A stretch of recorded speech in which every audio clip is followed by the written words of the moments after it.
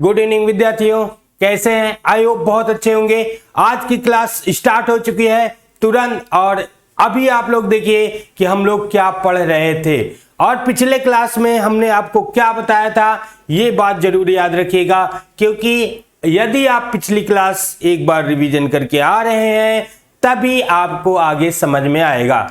इससे पिछली क्लास में हमने परिसंचरण की बात किया था। परिसंचरण में कौन कौन से अंग पार्टिसिपेट कर रहे हैं, वो सारी बातें हुई थी। और मैं आपको ब्लड के बारे में बताया था कि ब्लड क्या होता है।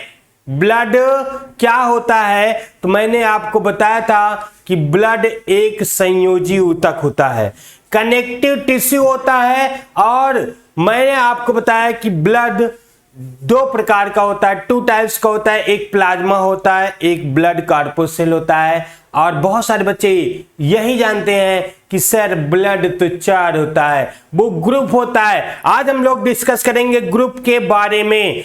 ब्लड ग्रुप क्यों कैसे होता है, दूसरा आरएच फैक्टर क्या होता है, ब्लड ग्रुप कैसे निकाला जाता है, ब्लड ग्रुप की खोज किसने किया था, लैंडस्टीनर ने। किसने? लैंडस्टीनर ने। आपको पता होगा कि लैंडस्टीनर ने बताया था कि ब्लड, पहले देखो ऐसा हुआ करता था कि कभी सामान्य बातों पर या कहीं पे चोट और लग जाने पे एक व्यक्ति से दूसरे व्यक्ति में ब्लड का आदान करा दिया जाता था, मतलब उसमें चढ़ा दिया, और कुछ लोग बच जाते थे, बहुत कम लोग, और बहुत सारे लोग मर जाते थे। तो इससे ये पता चले कि ऐसा क्यों है, क्योंकि मनुष्य का ब्लड मनुष्य में चढ़ाया जा रहा है। परंतु ऐसा क्यों हो रहा है? तो इसमें सारी बात आया कि भैया इसमें कुछ ऐसे एंटीजन भी होते हैं और एंटीबॉडी होती है जिससे ब्लड आरबीसी स्टिकली हो जाता है, यानी चिपक जाता है, और उससे उसकी मृत्यु हो जाती है। तो आज देखिए हम लोग जहां तक हो सके ज्यादा से ज्यादा पढ़ने की कोशिश करेंगे। तो एक बार आप पिछली क्लास पे पढ़ करके आएंगे तो आपको ज्यादा मजा आएगा। चलिए स्टार्ट करते हैं। ब्लड ग्रुप, ठीक है। रक्त समूह क्या होता है? जैसे मैंने बताया, रक्त समूह किस आधार पर बांटा गया है ना। जैसे आप लोग जानते हैं blood group A B, A B और ओ होता है, ठीक है। ये तो सामान्य बात है, सब कोई जानता है। लेकिन इसको कैसे हम लोग बांट सकते हैं और इसका चेकअप कैसे होता है? आप भी चेकअप कर सकते हैं, परंतु सावधानियां रखनी चाहिए, ठीक है। मैं बताऊंगा कैसे ब्लड ग्रुप चेकअप किया जाता है, ब्लड ग्रुप कैसे आप अपने घर पे निकाल सकते हैं कि हमारा ब्लड ग्रुप क्या होगा, ठीक है। तो चलिए स्टार्ट करते हैं। ध्यान दीजिएगा, ध्यान दीजिए। हमने एक बात बताया, ये ब्लड ग्रुप, ठीक है, ब्लड ग्रुप का निर्धारण एंटीजन और एंटीबॉडी के आधार पर होता है। किसके? जैसे मैंने कहा एंटीजन और एंटीबॉडी, तो आपके मन में ये बात जरूर आ जानी चाहिए कि एंटीजन और एंटीबॉडी होता क्या है, ठीक है। चलिए देखिए, एंटीजन और एंटीबॉडी किसके आधार पर? मैंने कहा ब्लड ग्रुप का निर्धारण किसके आधार पर होता है बेटा? एंटीजन, ठीक है ना। एंटीजन यानी हिंदी में बोले तो प्रतिजन के आधार पर होता है, प्रतिजन। अब देखिए प्रतिजन होता क्या है, दूसरी बात मैं ले लेता हूं एंटीबॉडी। क्या है जी? एंटीबॉडी, ठीक है। एंटीबॉडीज इसे कहते हैं प्रतिरक्षी, ठीक है, प्रतिरक्षी। दो चीज यहां पे ले लो, ठीक है, एंटीजन और एंटीबॉडी। एंटीजन क्या होता है? आइए देखिए बताया गया कि एंटीजन एक जो है प्रोटीन होता है। क्या होता है? एंटीजन भैया एक प्रोटीन होता है। ये बात आप याद रखिए, कई बार क्वेश्चन आया कि एंटीजन और एंटीबॉडी क्या होता है, तो ये एक प्रोटीन होता है। तो कहता है कि एंटीजन का होना ना होना जीन पर निर्भर होता है। एंटीजन का होना और ना होना ये किस पे? जीन पर। अब जीन किससे मिलता है? माता पिता से मिलता है। तो यदि माता पिता से जो जीन हमको मिलेगा वही हमारा एंटीजन होगा और फिर उसी के आधार पर ब्लड ग्रुप होगा। तो देखिए कैसे, यहां पे ध्यान दें, हमने कहा एंटीजन पर होता है। जो आरबीसी सेल होती है, सुनना, जो आरबीसी सेल होती है, रेड ब्लड कार्पोसेल, ये पिछली बार हम लोग पढ़ चुके हैं।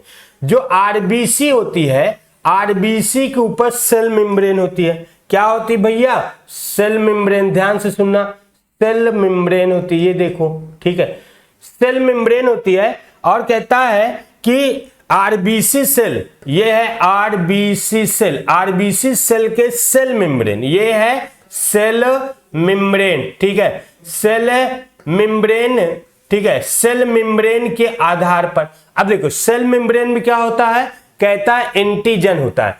देखिए अब ध्यान से सुना, कहता है एंटीजन क्या है, मैंने कहा कि एक प्रोटीन है, क्या है, प्रोटीन है, तो प्रोटीन है तो कहता है कि आरबीसी के सेल मेम्ब्रेन में पाए जाने वाला ऐसा प्रोटीन, सुनना, आरबीसी सेल के, ठीक है, सेल मेम्ब्रेन में पाए जाने वाला ऐसा प्रोटीन जो ब्लड क्लोटिंग में हेल्प करता है, किसमें, रक्त के स्कंदन में सहायता करता है, ऐसे प्रोटीन को एंटीजन कहा जाता है। क्या कहा जाता है, एंटीजन कहा जाता है। अब इसमें देखिए यहां पे ये पता चला कि ये जो प्रोटीन है आरबीसी सेल में किसी किसी मनुष्य के आरबीसी में रहती है और किसी किसी में नहीं रहती है। तो इसमें देखा गया कि ये जो प्रोटीन है इसकी चेन 2 होती है। मान लो देखो मैं ये ऐसे बनाया, ये मैंने कहा ये अल्फा बीटा चैन बना दिया, ये एक प्रोटीन है, इसका नाम मैंने दे दिया बीटा चैन, ठीक है। एक जो ये वाली चैन बनाया, ठीक है, इसका नाम मैंने दे दिया अल्फा चैन, ठीक है, सुनना ध्यान से, ये है अल्फा चैन, ठीक है, 2 चैन मैंने बनाया। वैज्ञानिकों ने देखा कि आरबीसी सेल में 2 चैन होती है, यानी 2 प्रकार की प्रोटीन होती है, एक को बीटा एक को अल्फा नाम दे दिया, ठीक है। अब आपको पता है कि प्रोटीन किससे बना होता है जी, एमिनो एसिड से, किससे, एमिनो एसिड, ठीक है, ये एमिनो एसिड मिलकर के प्रोटीन का चैन बनाते। तो यहां पे 2 चैन आई, कितनी चैन आई, 2। तो एक को अल्फा यानी अल्फा और बीटा, बीटा चैन को ए चैन, इसको कहा भैया ऐसे सिंबल दे कि ये ए चैन होगी, ये बी चैन होगी, 2 चैन नाम दे दिए कि भैया एक चैन हो और बी चैन हो, 2 चैन होती है। और फिर उन्होंने देखा कि किसी किसी मनुष्य में एक ही चैन होती है, किसी किसी में ये वाली चैन होती है, किसी में ए चैन होती है, किसी में बी चैन होती है, किसी में दोनों चैन होती है। बात सुनना, किसी में दोनों चैन होती है और किसी में नहीं होती है। बात 3 कंडीशन है। कहा कि एंटीजन जो है रक्त में आरबीसी सेल के सेल मेम्ब्रेन में कुछ ऐसे प्रोटीन की चैन होती है जिसे हम लोग क्या कहते हैं, अल्फा और बीटा या चैन ए और चैन बी, यानी एंटीजन ए। अब इसको हम लोग माने एंटीजन ए और इसको माने एंटीजन बी, ठीक। अब इसमें कहता है कि माता पिता से जो जीन मिलेंगे उसके बेस पर, उसके आधार पर ये चैन मनुष्यों में बनती है। तो पॉपुलेशन में देखा है, ह्यूमन पॉपुलेशन, मनुष्य के जनसंख्या में देखा गया कि किसी किसी मनुष्य के शरीर में सिर्फ एक ही चैन होती है, किसी किसी में बी चैन होती है, किसी किसी में दोनों साथ में चैन होती है, किसी किसी में नहीं होती है, ठीक है। ये चैन के बेस पर इस ब्लड ग्रुप का निर्धारण हुआ। दूसरी बात, एंटीबॉडीज क्या है, देखिए दूसरी बात है एंटीबॉडीज क्या है। तो कहता है एंटीबॉडीज रक्त प्लाज्मा में उपस्थित प्रोटीन होती, किसमें, यानी एंटीबॉडी भी एक प्रकार की क्या है, प्रोटीन है, ठीक है ना। ये भी प्रोटीन है, ये बच्चा हमेशा कंफ्यूजन आ जाता है कि ये प्रोटीन है कि नहीं है, ठीक है।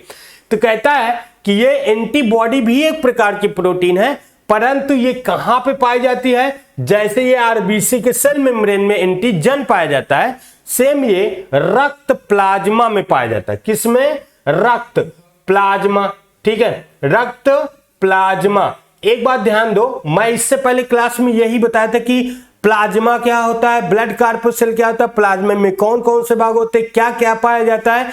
इसलिए मैंने कहा कि आप पीछे क्लास को देख करके आएंगे तभी यहां पे समझ पाएंगे।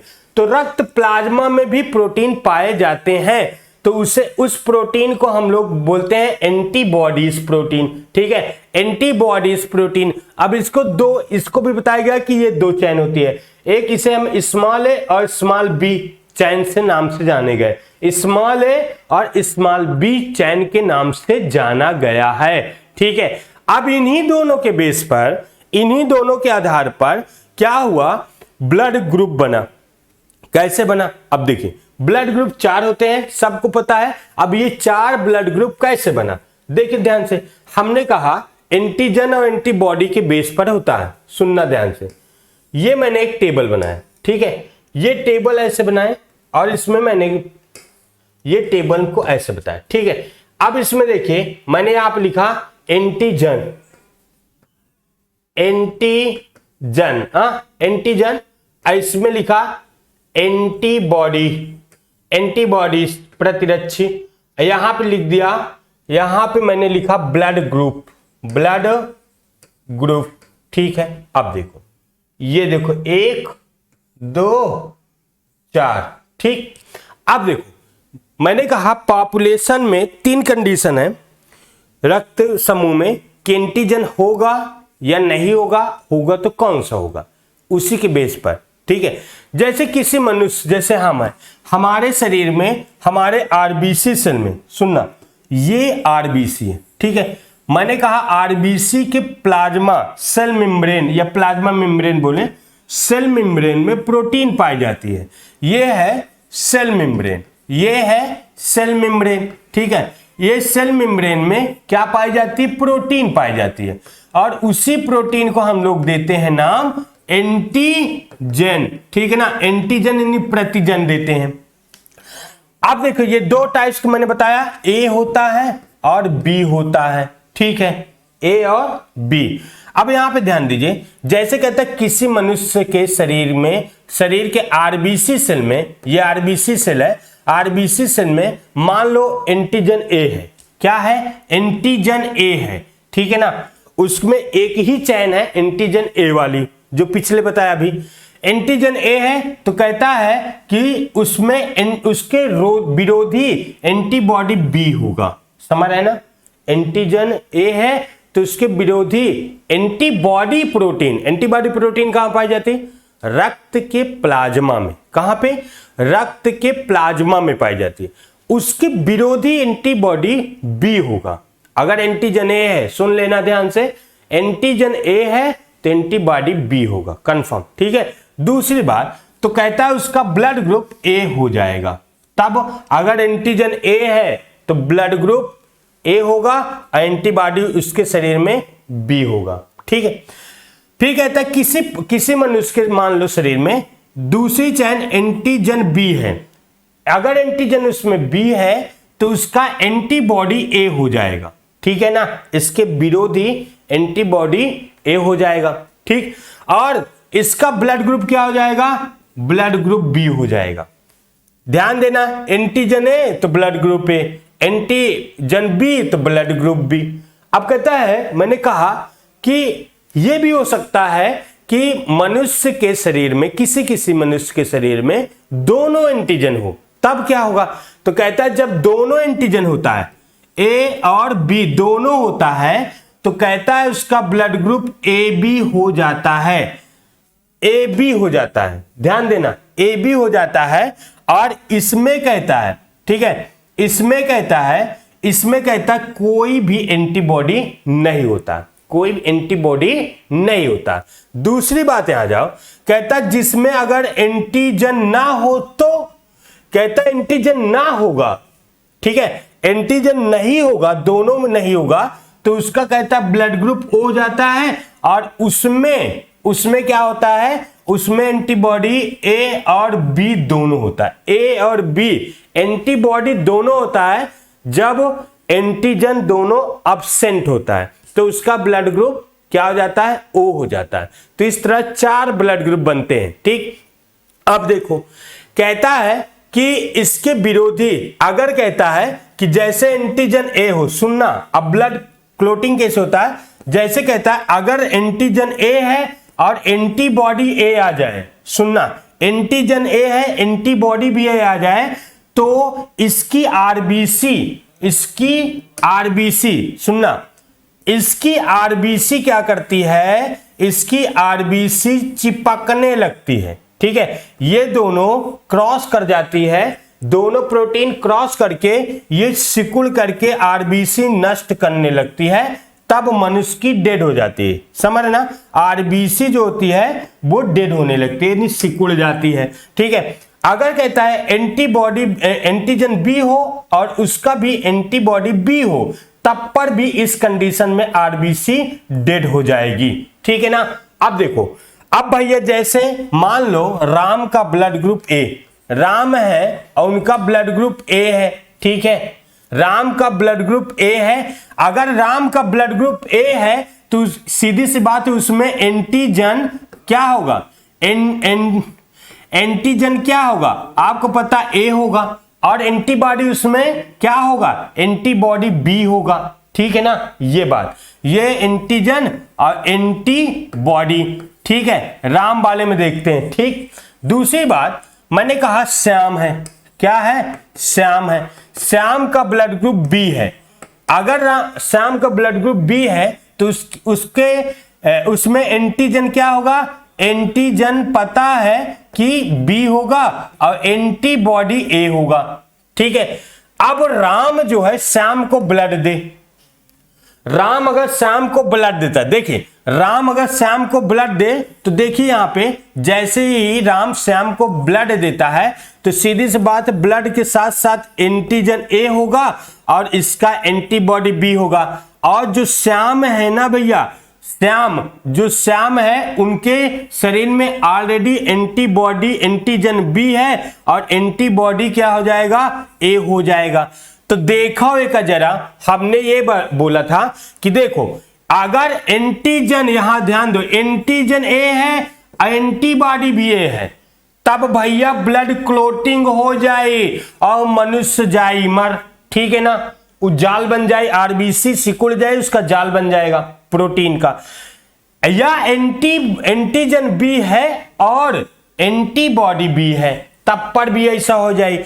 अब देखो जैसे हम लोग इसको देखते हैं तो दोनों कंडीशन में हमको ये दिखाई दे रहा है, दोनों कंडीशन देखो, ये एंटीजन, ध्यान दो, antigen A antibody A, antigen B antibody B, दोनों मैच कर जाता है ना, दोनों मैच कर जाता है, इसलिए श्याम की मृत्यु हो जाएगी, अर्थात इसकी आरबीसी जो होगी वो सिकुड़ जाएगी, अर्थात जाल बना लेगी और ब्लड क्लोटिंग हो जाएगा जगह जगह पर और श्याम की मृत्यु हो जाएगी। समझो कि नहीं भैया, इसलिए ब्लड का मैच कराना बहुत जरूरी होता है, ब्लड का मैच कराना बहुत जरूरी होता है। अब देखो इसमें सर्वदाता और सर्वग्राही, मतलब एक चीज और इसमें देखा जाता, आरएच फैक्टर, रीसस नाम के बंदर में देखा गया था आरएच फैक्टर। मेरी बात सुनना, अभी मैं आगे चलता हूं, आरएच फैक्टर बताता हूं, वो भी एक प्रकार की प्रोटीन होती है,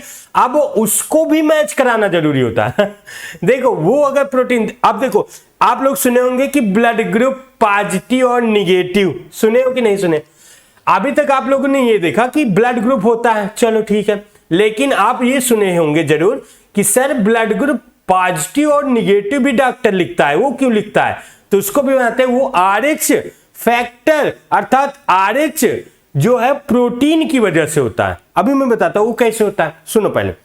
और उसमें एक जो है बीमारी भी होती है और वो बीमारी माता और शिशु के बीच होती है, बात समझिए। अभी मैं बताऊंगा माता और शिशु के बीच उस डिजीज को क्या कहते हैं। तो यहां पे ध्यान देंगे तो इस तरह डेड हो जाएगी। अब भैया ए वाला ए को दे, अब कहते सर आप ये प्रूव करिए कि अगर ए वाला ए को दे तब, देखो ए वाला अगर किसी का मान लो ये घनश्याम है, ठीक है, एक है घनश्याम, इनका ब्लड ग्रुप मान लो ए है, तो सीधी सी बात है एंटीजन इसमें क्या होगा, एंटीजन बेटा ए होगा और एंटीबॉडी बी होगा। मान लो एक राधे श्याम है, ठीक है ना, राधे श्याम हो गए, राधे श्याम है, उनका ब्लड ग्रुप क्या है बेटा, बी है। अगर उनका ब्लड ग्रुप बी है, मान लो ए है, ए है, ठीक है, दोनों ए है, तो ए को देगा तो ए तो बच जाएगा। सुनना, ए है तो इनमें भी एंटीजन ए और एंटीबॉडी बी होगा। तो मैंने कहा था एंटीजन, सुनना, एंटीजन ए और बी की उपस्थिति में कभी भी ब्लड क्लोटिंग नहीं होता है। तो देखिए यहाँ पे ए है, यहाँ पे बी है, यहाँ पे ए है, यहाँ पे बी है। मैंने यहाँ पे लिखा था कि किस कंडीशन में ब्लड क्लोटिंग होगा, अगर एंटीजन ए हो और एंटीबॉडी भी ए हो, ठीक है ना, एंटीजन ए हो और एंटीबॉडी भी ए हो तो ब्लड क्लोटिंग 100% होगा। अगर एंटीजन बी हो और एंटीबॉडी भी बी हो तो 100% ब्लड क्लोटिंग होगा। ठीक है। अब इसमें देखिए सर्वदाता और सर्वग्राही का मामला। ए बी जो है, ए बी के पास कोई एंटीबॉडी नहीं, ए बी के पास कोई एंटीबॉडी नहीं, सुनना, ए बी के पास कोई एंटीबॉडी नहीं। अब इसको ए वाला भी दे सकता है, बी वाला भी दे सकता है, ओ वाला भी दे सकता है, क्योंकि मेरे भाई इसके पास एंटीबॉडी है ही नहीं है, क्योंकि इसके पास एंटीबॉडी है ही नहीं। अब एंटीबॉडी नहीं है तो ब्लड क्लोटिंग नहीं कर पाएगा, ब्लड क्लोटिंग नहीं कर पाएगा, समझ है ना, ये ब्लड क्लोटिंग नहीं कर पाएगा, तो ये सर्वग्राही हो जाएगा। क्या हो जाएगा? ए बी जो होता है सर्वग्राही होता है, क्योंकि इसमें एंटीबॉडी अब्सेंट होती है, कोई भी ना ए पाई जाती है और ना ही बी पाई जाती है। दूसरी बात, अब ओ ब्लड ग्रुप सर्वदाता होता है, सर्वदाता। अब ये ले नहीं सकता है, समझो कि तुम सोचो कि एक ओ ब्लड ग्रुप वाले को ए वाला दे दे, बी वाला दे दे, अरे मर जाए बेचारा, ठीक है। ये सर्वदाता, इससे दे सकता, ले नहीं सकता। देने का मतलब क्या, अगर ये किसी को ब्लड अपना देता है तो इसमें एंटीजन नहीं है, एंटीबॉडी दोनों, लेकिन एंटीजन नहीं है। अब ये मान लो इसको दिया, मान लो बी वाले को दिया, तो बी वाले को दिया तो इसका एंटीजन है ही नहीं, बी का अकेला एंटीजन है, बी का अकेले ही एंटीजन बी है, लेकिन इसका एंटीजन है ही नहीं मेरे भाई, तो ब्लड क्लोटिंग कैसे होगा? नहीं होगा। दूसरी बात, अब इसके पास एंटीजन नहीं है, ए को भी देगा तो ए वाले को देगा तो ए वाले के शरीर में ए तो रहेगा एंटीजन, अब इसके पास नहीं है तो उसका अकेले रहेगा, तो दोनों फाइटिंग नहीं कर पाएंगे, तो ये सर्वदाता हो जाता है। समझो भैया, ऐसे सर्वग्राही और सर्वदाता होता। दूसरी बात, आरएच फैक्टर पे आ जाओ। किस पर? ये देखो आरएच फैक्टर।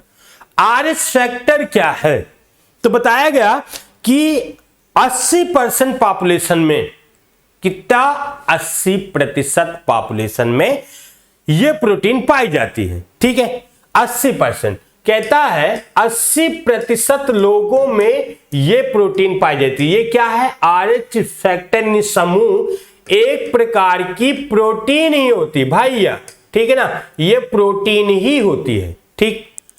अब देखिए, ये कहता है जब ये किसी मनुष्य के ब्लड में, मैंने कहा 80% लोगों में पाया जाता है, ठीक है। जिस मनुष्य के शरीर में ये प्रोटीन होगा, उसके ब्लड ग्रुप ने, जिसके अगर शरीर में होगा तो उसे हम लिखते हैं RH प्लस, ठीक है। जिसके रक्त समूह में ये प्रोटीन नहीं होगा उसे लिखते हैं RH माइनस। इसकी खोज रीसस नामक बंदर में की गया था। किसमें बेटा? रीसस नामक बंदर में पहली बार किया गया था। क्या? RH फैक्टर की खोज, ये प्रोटीन की खोज रीसस नामक बंदर में पहली बार हुआ था, ठीक है। फिर उसके बाद पॉपुलेशन में हुआ, लोगों में देखा गया कि भैया तो मनुष्य में भी पाया जाता है समझ रहे ना, मनुष्य में भी ये पाया जाता है, ठीक है। दूसरी बात आ जाओ, RH फैक्टर मैंने कहा जिसमें, ध्यान देना, जिस मनुष्य के शरीर में ये प्रोटीन RH वाला होता है उसे हम लोग रक्त समूह A पॉजिटिव बोलेंगे या B पॉजिटिव बोलेंगे या AB पॉजिटिव बोलेंगे या O पॉजिटिव बोलेंगे।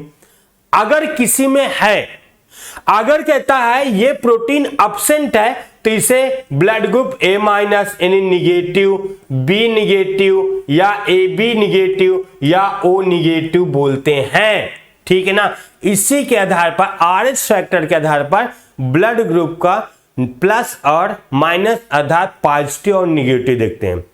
दूसरी बात ध्यान दो, दूसरी बात ध्यान दो, जैसे किसी आप कहते हैं कि सर इसका क्या रोल है ना, ये बात तो आई होगी ना कि सर अच्छा ये प्रोटीन है तो इसका रोल क्या है, ये करता क्या है? अरे भैया ये मार डालता है, ठीक है। जैसे किसी मनुष्य का ब्लड ग्रुप देखो, जैसे एक है सीता, चलो एक है सीता, सीता का ब्लड ग्रुप A है और सीता का ब्लड ग्रुप A पॉजिटिव है। क्या लिखा? A positive. ब्लड ग्रुप क्या है बेटा? ब्लड ग्रुप सीता का A पॉजिटिव है, ठीक है। और एक है गीता, क्या है? गीता, इसका ब्लड ग्रुप A निगेटिव है। दोनों का ब्लड ग्रुप A है, ठीक है ना, लेकिन सीता का ब्लड ग्रुप A पॉजिटिव और गीता का ब्लड ग्रुप ए निगेटिव है। अगर सीता गीता को ब्लड देती है, सीता गीता को ब्लड देगी तो देखो यहां की दो प्रोटीन, एक तो रहेगा एक नहीं रहेगा। यहां पे कहता है अगर यहां पे सीता इसको ब्लड ग्रुप देती है या सीता इसको दी ब्लड ग्रुप तो क्या होगा, इसके गीता के शरीर में एंटीबॉडीज बनने लगेगा। मतलब ऐसी प्रोटीन बनने लगेगा जो इसके मतलब किसके, इस प्रोटीन का विरोध करेगा। कौन से प्रोटीन, मैंने कहा ध्यान सुनना, यहां पे गड़बड़ाना नहीं। सीता का ए पॉजिटिव है तो मतलब आरएच फैक्टर है, यानी प्रोटीन है, ठीक। गीता का ए माइनस है तो इसके पास प्रोटीन नहीं है, ठीक। अगर सीता ने इसको ब्लड दिया तो इसके शरीर में ये प्रोटीन गया, पक्का गया, ठीक है। तो इसका शरीर क्या करता है, यानी गीता का शरीर क्या करता है, उस प्रोटीन का विरोध करता है कि तुम कैसे आए मेरे घर पे। जब उसका विरोध करता है तो ऐसे तो बोलेगा ना कि तुम भाग जाओ, वो उसके विरुद्ध एंटीबॉडी प्रोटीन बनाता है उसको मारने के विरुद्ध। जब उसके विरुद्ध एंटीबॉडी प्रोटीन बनाता है तो इस प्रोटीन को पटक के मारता है। पटक के मारने मतलब इसका क्या होता है, जाल बना देता है। मतलब दोनों प्रोटीन मिल करके जाल बना लेते हैं। जैसे ही जाल बनाते हैं तो ब्लड का आरबीसी का क्लोटिंग होने लगता है। ब्लड आरबीसी जो है स्टिकली हो जाए, चिपकने लगता है और रोगी की इसकी गीता की मृत्यु हो जाएगी। मतलब जो ग्राही होगा, जो लेने वाला होगा, उसकी मृत्यु हो जाएगी। तो इसका भी विश्लेषण जरूरी होता है कि अगर किसी मनुष्य को ब्लड ग्रुप दे रहे हैं तो पॉजिटिव ही दिया जाए। जैसे ए पॉजिटिव है तो ए पॉजिटिव वाला ही दिया जाए, बी पॉजिटिव है तो बी पॉजिटिव को ही दिया जाए, ऐसे भी देखा जाता है, नहीं तो ब्लड क्लोटिंग हो जाएगा, ठीक है। तीसरा स्टेप चलते, मैंने कहा एक पिता माता और उसके शिशु का भी इसका आरएच फैक्टर का डिजीज होता है। कभी कभी ऐसा होता है, बहुत सारे दंपतियां ऐसी होती हैं कि किसी के एक संतान किसी तरह होता है। अगर देखो किसी ऐसा होता है, वो कंडीशन होता है, ये यही प्रोटीन पर मतलब निर्भर होता है। कभी कभी ऐसा होता है कि जैसे कोई दंपति, पति पत्नी, उनके बच्चे हुए, अगर उसका पहला बच्चा हुआ, अगर संयोग से पहला बच्चा ना डेड हुआ, समय पहले तो ऐसे कंडीशन में डेड हो जाता है पॉजिटिव और निगेटिव पर, अगर ना डेड हुआ तो पहला ही बच्चा रहेगा। अब फिर उसको दोबारा संतान नहीं हो सकती है। क्यों नहीं होगी, ऐसा नहीं, फर्टिलाइजेशन होगा, सब चीज होगा, लेकिन बच्चा कोख में ही मां के मर जाएगा। कहता क्यों, तो कहता ये प्रोटीन आरएच फैक्टर पॉजिटिव और निगेटिव के कारण होता है। मतलब हर बार वो बच्चा मर जाएगा, पहले तो होगा नहीं। अगर वो बच्चा बच गया प्लेसेंटा के द्वारा, अगर वो अपरा के द्वारा बच गया कोख में पहला बच्चा, तो जन्म ले लेगा। अगर नहीं ले पाया, वहां डेड हो गया, तो उसकी कभी दंपत्ति की संतान नहीं होती है। अब कहता है दूसरे के साथ शादी कर ले तो हो जाएगी, कंफर्म हो जाएगी, क्योंकि आरएच फैक्टर क्या हो जाएगा, बदल जाएगा, है ना। जैसे बदल जाएगा वैसे हो जाएगी, ठीक है। तो ऐसे सोचिए, यहां पे देखिए ये डिजीज का नाम इरेक्थ्रोब्लास्टोसिस फिटालिस। फिटालिस और फिटल, फिटल माने भ्रूण, भ्रूण माने शिशु, ठीक है। इरेक्थ्रोब्लास्टोसिस फिटालिस। अरे भाई, मैंने पिछली क्लास में कहा कि पिछला क्लास पढ़ के आया करो, तब मजा आएगा। इरेक्थ्रो किसको बोलते हैं, मैंने कहा इरेक्थ्रोसाइट। मैंने जो है ब्लड के टाइप पे बताया था कि आरबीसी सेल को, किसको, आरबीसी सेल को इरेक्थ्रोसाइट बोलते हैं, डब्ल्यूबीसी सेल को ल्यूकोसाइट बोलते हैं, और प्लेटलेट्स को थ्रोम्बोसाइट बोलते हैं। यह बात मैं आपको पिछली क्लास में बताया था। कभी भी डॉक्टर आरबीसी की आपकी शरीर में कमी है तो वो ये नहीं कहेगा कि तुम्हारे में आरबीसी कमी है, वो हमेशा लिखता है इरेक्थ्रोसाइट्स। इसीलिए मैंने कहा कि पिछली क्लास, अब यहां पे देखो लिखा, अब बहुत सारे बच्चे ये सर का बड़ा कठिन वाला शब्द लिख गया। नहीं, ऐसा कुछ नहीं, आप पिछली क्लास को पढ़ के आए। इरेक्थ्रो माने आरबीसी, ब्लास्टोसाइटोसिस, इरेक्थ्रोब्लास्टोसाइटोसिस का मतलब आरबीसी का डेड होना, और फिटालिस माने फिटल, फेटल मतलब होता है बेटा भ्रूण, भ्रूण माने बच्चा जो मां के कोख में बनता है। तो ये पूरा हेडिंग इलेक्ट्रोब्लास्टोसिस फिटालिस शब्दों से ही पता चल रहा है कि कोई भ्रूण हत्या, भ्रूण हत्या नहीं बोलेंगे, मतलब भ्रूण की अवस्था में शिशु का डेड होना होता है। अब सुनो इसमें क्या होता है, इस कंडीशन में क्या होता है बेटा, इस कंडीशन में होता है जैसे मैंने कहा, सुनना ध्यान से, इस कंडीशन में क्या होता है जैसे RH फैक्टर माइनस, ठीक है, माता है, मेरी बात सुनना, कोई स्त्री है, ये माता है, कोई स्त्री है, और मैंने आपको बताया था कि RH फैक्टर कितने लोगों में 80% लोगों में होता है, ये प्रोटीन 20% में नहीं होता। मान लो ये बेचारे दुर्भाग्यवश यही लड़की थी जिनमें अगर माइनस माइनस हो जाएगा, इसका पति भी माइनस हो जाएगा तो कोई दिक्कत ना होगी बच्चे में, लेकिन कहता है कि RH माइनस हो अर्थात माता निगेटिव हो और उसका पति RH प्लस हो, ठीक है। कभी ऐसे दुनिया में संयोग बन जाए, पिता जो हो बेटा RH प्लस हो। अब देखो जैसे ही इसके भ्रूण बनेगा, क्या बनेगा बेटा, भ्रूण बनेगा, भ्रूण माने शिशु बनेगा। अब देखो इस बच्चे को, इस फेटल को पिता से RH फैक्टर मिल जाएगा, ध्यान देना भैया, पिता से इसको मिल जाएगा, जीन है, ठीक है, पिता से, इसके पिता से RH प्लस मिलेगा, तो बच्चा जो मां के कोख में पल रहा है उसका भी RH फैक्टर प्लस होगा, और माता के शरीर का होगा RH फैक्टर माइनस होगा, है ना, माता के शरीर का RH फैक्टर माइनस होगा, मैंने पहले लिखा था। अब देखो इस कंडीशन में बच्चा जो है माता के शरीर में प्लेसेंटा में भरा होता है, प्लेसेंटा यानी अपरा बोलते हैं, प्लेसेंटा में वो भरा होता है, तो प्लेसेंटा के द्वारा, अब देखो अगर मैंने आपको पहले बताया था कि ये भाई सुनो, अगर किसी का ब्लड ग्रुप ए है, ए पॉजिटिव है, तो अगर ए निगेटिव वाले के दोगे तो मर जाएगा।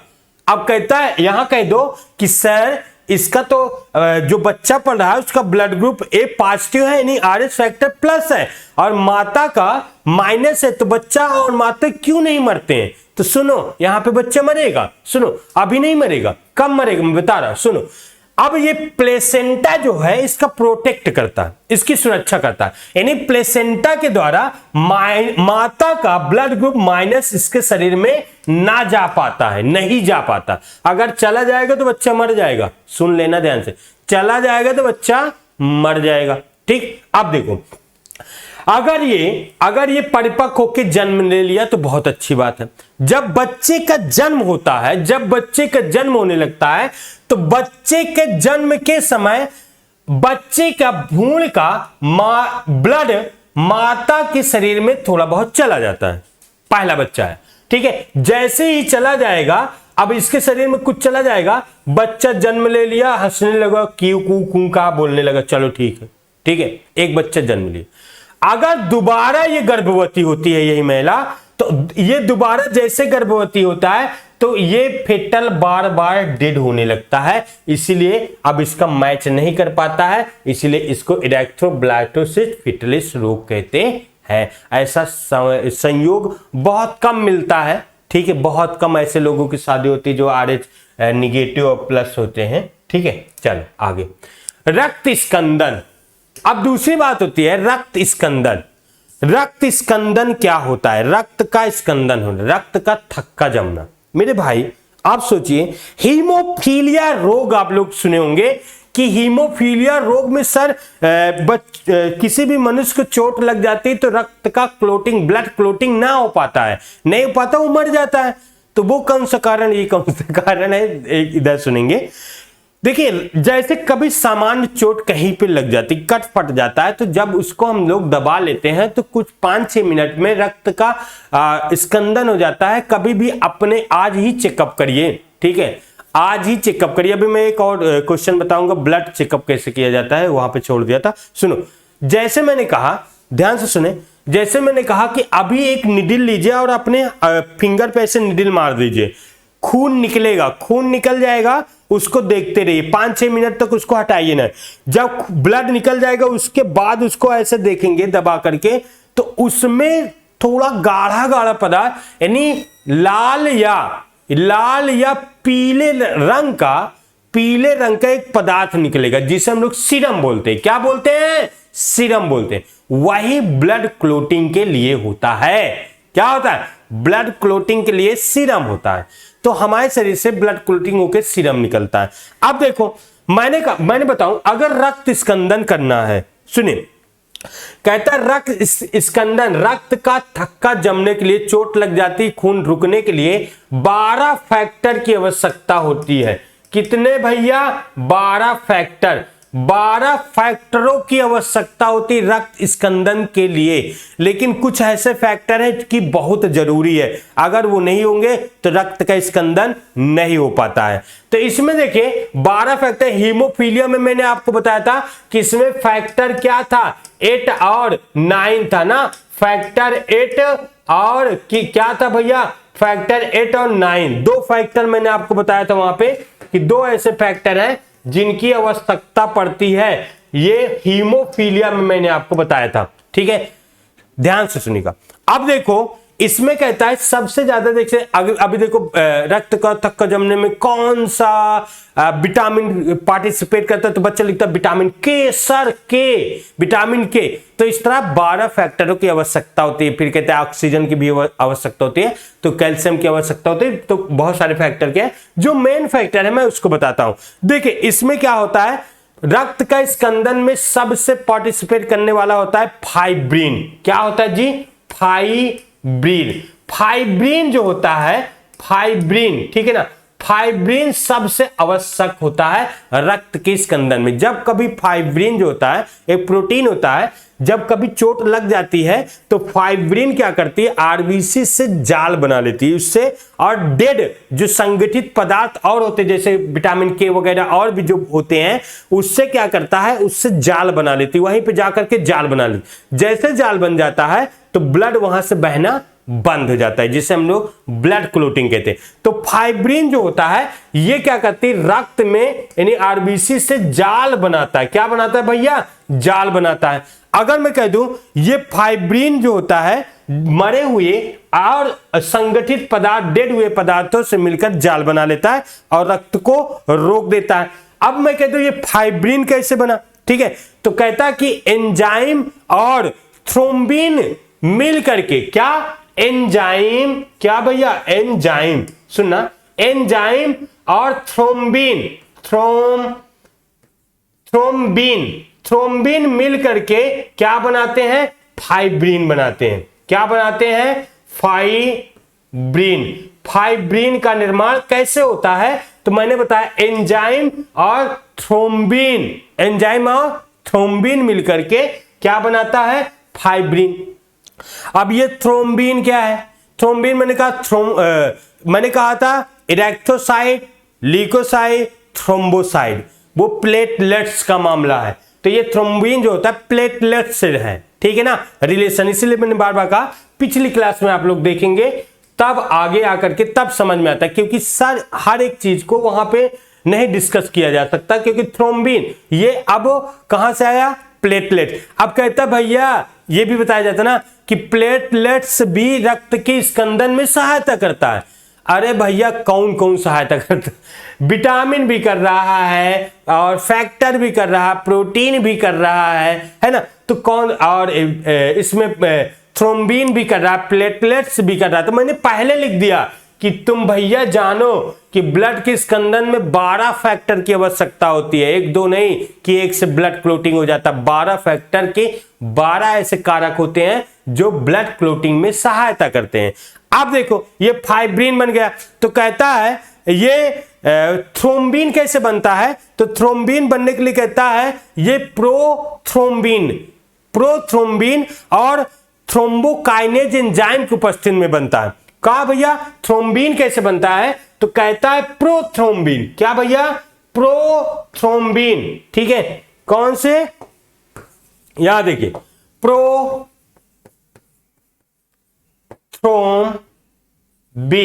प्रोथ्रोम्बिन और थ्रोम्बोकाइनेज एंजाइम। क्या जी? थ्रोम्बोकाइनेज एंजाइम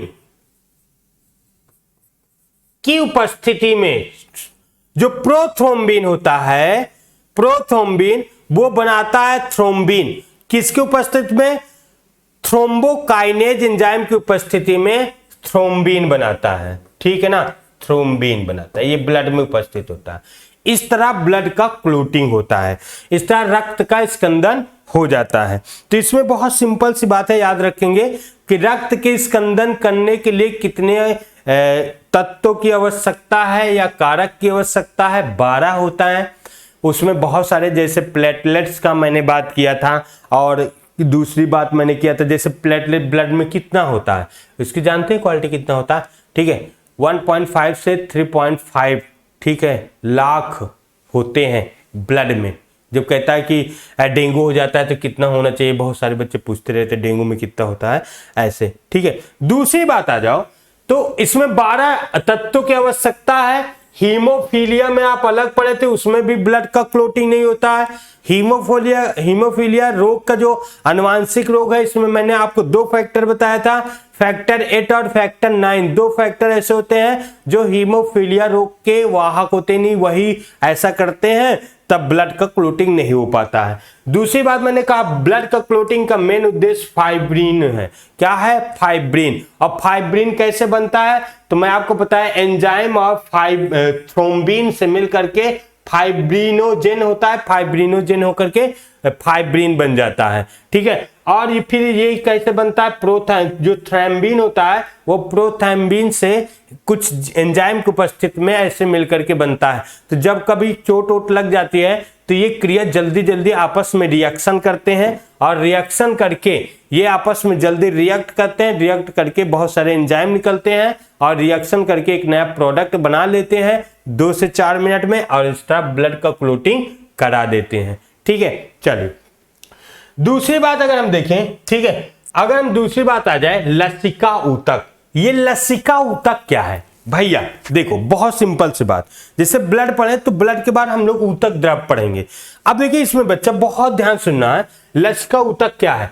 जैसे हमने ये सेल बनाया, हम लोगों की बॉडी जो है ना भाई, बहुत सारी सेलों से मिलकर के बना है, यानी बहुत सारी सेलें आपस में जुड़ी हैं, और उन्हीं से मिलकर के ऊतक बनाता है, और हमारी बॉडी भी बनती है, ठीक है। अब देखो कैसे, अब देखो तो कहता है बहुत सारी ये सेल हैं, ये क्या है? बहुत सारी सेल हैं, ठीक है। अब इसी में आप लोग समझिए, हम लोगों की बॉडी वास्तव में सभी सेलों से मिलकर ऐसे बना होता है। और देखिए सेलों के बीच में मैंने कहा 1 लाख, तनी तुनी नहीं भैया, तनी तुनी बनाओ, तनी तुनी नहीं बाबू, 1 लाख, लगभग 1 लाख है। ऐसे देखो ये ब्लड वेसल्स निकलती, क्या निकलती है? Blood vessels. ध्यान देना, ये जो है ब्लड वेसल्स ऐसे हम लोगों के बॉडी में ऐसे निकल करके एक दूसरे से ऐसे ऐसे जाती हैं, ठीक है, ये ब्लड वेसल्स होती है। तो ये ब्लड वेसल्स में क्या बहता रहता है? रक्त बहता रहता है। ध्यान देंगे, ऐसे ये ब्लड वेसल्स है, और हम लोगों की सेलों के बीच में सुनना, ये जो ब्लड वेसल्स है इसमें रक्त बहता रहता है। इसमें क्या रहता है? रक्त बहता रहता है। हम लोगों की वास्तव में बॉडी ऐसे होती है। तो ये है रुधिर वाहिनियां, ये है रुधिर वाहिनियां है, और इसी रुधिर वाहिनियों में ब्लड बहता है, ठीक है, आरबीसी डब्ल्यूबीसी। ये क्या है बेटा? सेल है, यानी कोशिका है। अब देखो कहता है कुछ ऐसे पदार्थ जो ब्लड सर्कुलेशन होता है, रक्त का परिसंचरण होता है, तो ये रक्त के परिसंचरण द्वारा ऐसे ऐसे ऐसे ऐसे पूरे शरीर में घूमता रहता है। लेकिन जैसे हमने कहा, हम लोग खाना खाते हैं, भोजन खाते हैं, हमको सेलों तक जाना चाहिए। तो यहां देखो कि कुछ रक्त वाहिनियों से छन करके यहां पर भी भर जाता है। यहां पर ध्यान दो, कुछ रक्त वाहिनियों से छन करके यहां पर भी भर जाता है, इस प्लेस पर भर जाता है। ये बीच में यानी कोशिका और रक्त वाहिनियों के बीच में, कोशिका और रक्त वाहिनियों के बीच में यहां पे जो भर जाता है छन करके, ये हम कहते हैं, इसको ऊतक द्रव्य कहते हैं। क्या कहते हैं? ऊतक द्रव्य। सुनिए, ऊतक द्रव्य, ठीक है ना, ऊतक द्रव्य के नाम से जानते हैं या टिश्यू फ्लूइड के नाम से जानते हैं। सुनो, अब देखो इसमें ये सेल है, फिर ऊतक द्रव्य से सेल में आएगा, सेल अपना काम करेगी, क्या करेगी, सेल अपना काम करेगी और फिर जो अपशिष्ट पदार्थ होंगे सेल के द्वारा फिर से निकल के ऊतक द्रव्य में चले जाएंगे। ऊतक द्रव्य से, सुनना ध्यान से, ऊतक द्रव्य से कुछ क्षण करके सीधा सीधा ब्लड में आ जाएंगे और ब्लड से परिसंचरण के द्वारा आगे निकल जाएंगे। समझ रहे ना, ये ऐसा होता रहता है। लेकिन कहता है कुछ ऐसे भी पदार्थ होते हैं जो यहां से नहीं निकल पाते हैं, अर्थात यहीं पे रुके रहते हैं, तो इसको हम लोग बोलते हैं, ये जो पदार्थ होते हैं जो रंगहीन होते हैं उसको बोलते हैं लसिका। लसिका बोलते हैं बेटा, लसिका, ठीक है। जो यहाँ पे फिर ये निकल करके पतली पतली धागे धागे एकदम पतली पतली नलिकाओं से होकर के सिराओं में, किसमें, सिरा में जाकर के गिर जाता है और सिरा से फिर हार्ट में, हार्ट से अलग अलग शरीर के अंगों तक पहुंच जाता है और शरीर से बाहर निकलने लगता है। तो जो लसिका होता है ये रंगहीन होते हैं। क्या होते हैं बेटा, रंगहीन होता है। और इस लसिका में क्या क्या होता है, इस लसिका लिम्फ में क्या होता है जी, इस लसिका में होता है, जैसे आप कहते हैं लिम्फोसाइट सेल होती है, लिम्फोसाइट सेल। हमारा लिम्फोसाइट सेल WBC का प्रकार होता है। देखो ऐसा होता है जो ब्लड के साथ आता है, ब्लड का RBC सेल, क्या, दूसरी बात सुनिए, RBC सेल कभी भी ऊतक द्रव्य में नहीं आता है, ये बात आपको ध्यान रखना। ऊतक द्रव्य में RBC सेल कभी भी नहीं आता है, ये आपको हमेशा ध्यान रखना, ठीक है। दूसरी बात, लिम्फोसाइट कुछ हार्मोन होते हैं, कुछ हार्मोन्स होते हैं और कार्बन, ऑक्सीजन और CO2 कार्बन डाइऑक्साइड साथ में इसमें उपस्थित होता है, ठीक है। तो इसे हम लसिका या लिम्फ बोलते हैं, ठीक है। चलिए आप देखिए A to Z आपको पूरा याद करना है, ठीक है। अब हम लोग कल मिलेंगे तो हम लोग हार्ट पढ़ाएंगे। हृदय, हृदय क्या होता है, उसका आकार कैसे होता है, जो आज लोग बना देते हैं वो कलयुग वाला है, ठीक है। वो दीवानों वानों का प्रेम प्रेमिकाओं का है, लेकिन हार्ट का जो आकार होता है बंद मुट्ठी के आकार का जैसे होता है, ठीक है। आर्टिफिशियल ना बनाया करो, ठीक है। और हृदय का काम होता है पंपिंग करना, यानी ब्लड सर्कुलेशन का काम होता है, ठीक है, ना कि दिल लग जाए हमारा और तुम्हारा, ठीक है। तो हार्ट का आकार कैसे, बंद मुट्ठी का आकार का होता है, उसके कितने चैम्बर होते हैं, कैसे चैम्बर नहीं होते हैं, और कब से विकसित हुआ चैम्बरों का रिवाज किस किस संघ के प्राणियों में देखा गया। जैसे मैंने बताया था शुरुआत में कि परिसंचरण जो होता है वो दो प्रकार का होता है, एक बंद परिसंचरण, एक होता है खुला, ठीक है। तो खुला परिसंचरण मैंने बताया आर्थ्रोपोडा और मोलस्का के संघ के प्राणियों में होता है। साथ ही साथ अगर हम फिर आए तो हमने कहा था कार्डेटा में लेकर के, ठीक है, कार्डेटा वगैरह में तो बंद परिसंचरण होता है। और परिसंचरण करने का काम कौन करता है, वो करता है हार्ट, हृदय। जब से हृदय, जिस संघ से हृदय बनता है उसी संघ से परिसंचरण चालू हो जाता है, ठीक है। पहले देखिए, उससे पहले अगर आप 11th में पढ़ो तो उसमें कैनाल सिस्टम होता है, कैनाल सिस्टम होता है, ठीक है। जैसे हार्ट बना जिस जीव से वहां से परिसंचरण चालू हुआ, तो हार्ट का आकार वहीं से पढ़ेंगे हम लोग कि छोटे जीवों में होने वाले कैसे हार्ट थे। एक चैम्बर था, फिर 2 चैम्बर, फिर 3 चैम्बर, फिर 4 चैम्बर, अब 4 चैम्बरों में बढ़ गया है, ठीक है। जैसे मनुष्य का हार्ट कितने चैम्बर में होते थे, 4, हम लोग पूरे 4 चैम्बर पढ़ेंगे। और आला वाला डॉक्टर वोक्टर लगाते हैं, ये सब जानने के लिए क्या उसमें सुनते हैं ऐसे लगा करके, ये सब जानने के स्टेथोस्कोप से, ठीक है। ये सारी बात जानने के लिए कल मिलते हैं फिर, तब तक के लिए सभी को बाय बाय।